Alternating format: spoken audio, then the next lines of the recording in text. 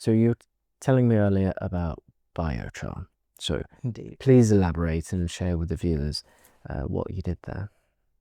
It might seem strange for a data center company to be thinking about biochar, but as we have an R&D department called Healthier Earth, which really focuses on how we can decarbonise our data centres and how we can work better with the community to make data centres sit as part of critical national infrastructure, but also as a good neighbour.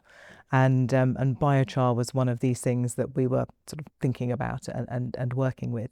And for those people who don't know, which I would imagine many people don't, effectively you take organic matter and rather than burning it, you pyrolyse it. So effectively burning it in the absence of oxygen.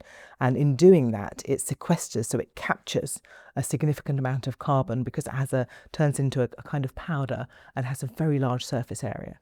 So that becomes like a peat type material. So it can be used for multiple things, one of which is as a substitute for peat, and it helps to create far more productive plantings.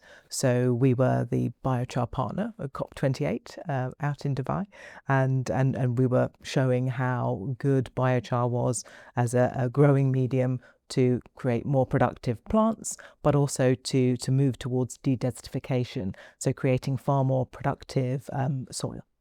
We're also using it, or will be using it, in our living wall in our data centre in London to make better use of water. So it significantly reduces the amount of water because it retains water. So it reduces the amount of water that you would need to irrigate planted materials.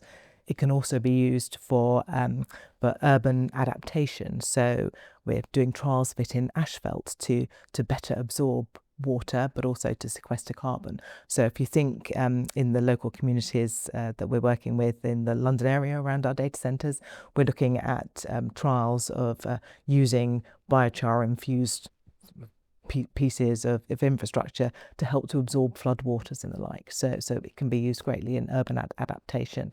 And I think all of these sort of sidekicks that come out of one thing that you were trying to focus on to try and make data centres more sustainable and to make data centres better for the local communities has multiple uses. So we're actually in process of building Europe's largest biochar production facility here in the UK.